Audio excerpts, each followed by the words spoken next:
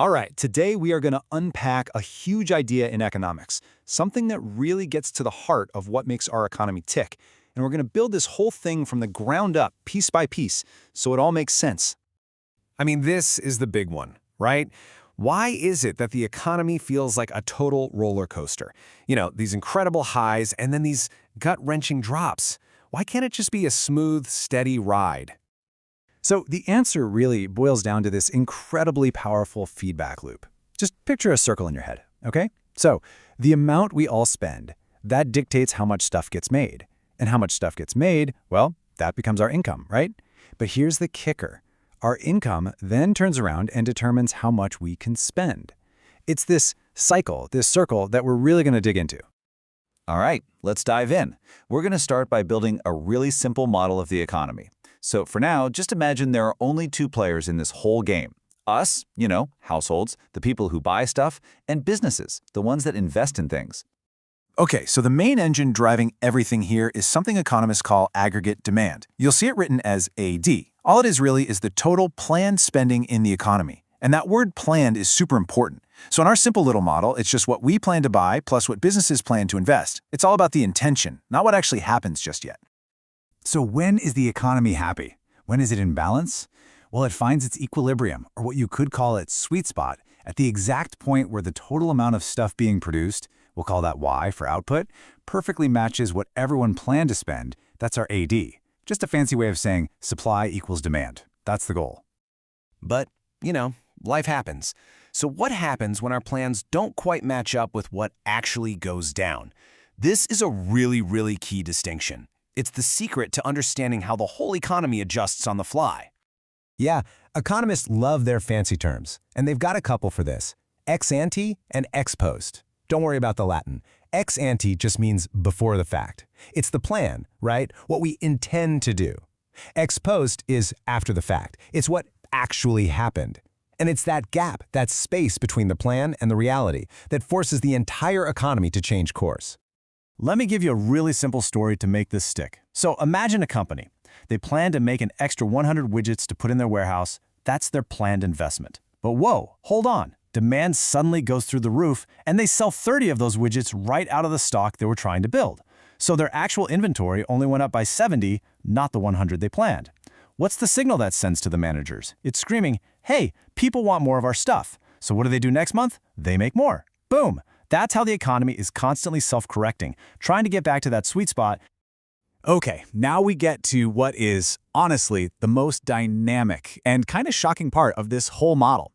This is where we see how one tiny change, one little bit of spending, can create this massive ripple effect that echoes through the entire economy. This is called the multiplier effect. Now, you'll see the term autonomous spending here. All that means is spending that happens no matter what. It's not based on your current income. Think about a business deciding to build a brand new factory. That's a big decision. It's autonomous. And the core idea here is that this one decision kicks off an incredible chain reaction. See, one person's spending is always another person's income. That person then spends some of their new income, which becomes income for someone else, and on it goes. So a single new dollar of investment, it doesn't just add $1 to the economy. Oh no, it creates way, way more. Okay, check this out. This table really shows you the magic of this multiplier in action. Let's walk through it round by round. So, round 1, someone makes a $10 investment. That immediately becomes $10 of new income for somebody else. Now, in our little example here, let's say people spend 80 cents of every new dollar they get. So that person takes their new 10 bucks and spends 8 of it. Okay, round 2. That $8 is now brand new income for a different person. And what do? They spend 80% of it, which is $6.40. You can see how the ripple keeps going, right? Each wave is a little smaller than the last, but they all keep adding up. And it all kicked off with just one small injection, a single $10 bill. And here is the punchline. After all those little ripples fade away, that initial $10 has actually created $50 in brand new income for the whole economy, a 5-fold increase. That, my friends, is the power of the multiplier. So you're probably wondering, what determines how big this ripple is?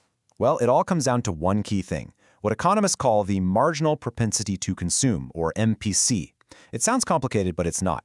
It's just the fraction of any new dollar that people spend instead of save. So in that last example, the MPC was 0.8, right? People spent 80 cents of every new dollar. And the formula, 1 divided by 1 minus 0.8, gives you 5. That's our multiplier. And it stands to reason, the more people tend to spend of any new cash, the bigger that final ripple is going to be.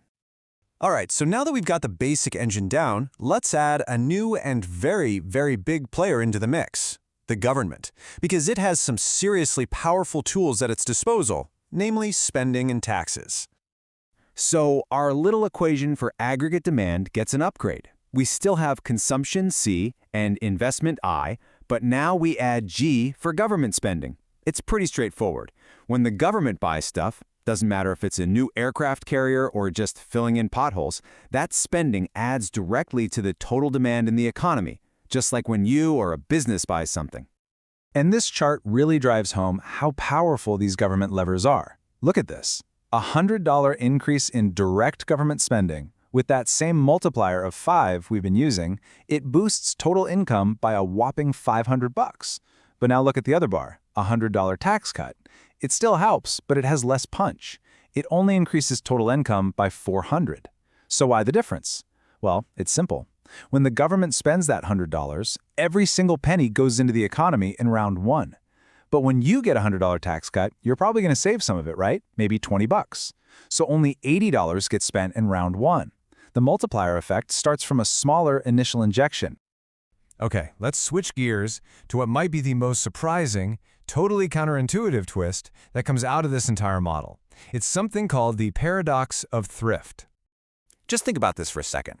We're all told from the time we're kids that saving money is good, right? It's responsible, it's a virtue. So, what would happen if everybody, every single person, every family in the whole country decided at the exact same time to tighten their belts and save more money? Now, your logical brain, your common sense, is probably telling you that if everyone saves more, the whole country just gets richer.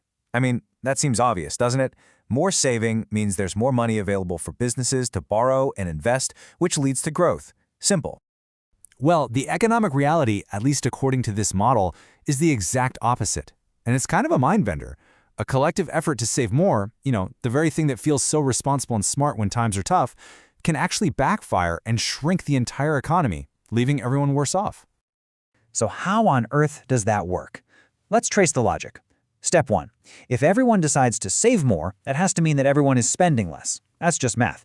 Step 2. This sudden drop in spending absolutely crushes aggregate demand. Step 3. Businesses look around and see their sales have fallen off a cliff, so what do? They cut back on production, they lay off workers. Step 4. All those layoffs mean that the total income of the entire country goes down. And here's the paradox. With less overall income, even though everyone is trying to save a bigger percentage of their income, the total dollar amount that gets saved can end up being the exact same or even less than it was before. It's a vicious cycle where something that's a virtue for one person becomes a huge problem when everyone does it at once. It's a pretty stunning conclusion, and the source material puts it perfectly. When people become more thrifty, they can end up saving the same or even less than before. What's good for you as an individual isn't always good for the economy as a whole if we all do it at the same time. And all of this really brings us to the big critical question for the real world. This whole model suggests that governments have some incredibly powerful tools to steer the economy, but just knowing how the levers work, well, that's only the beginning. The truly difficult part, the thing that politicians and economists argue about every single day, is knowing exactly when to pull those levers, how hard to pull them, and trying to figure out all the unintended consequences that might pop up when you do.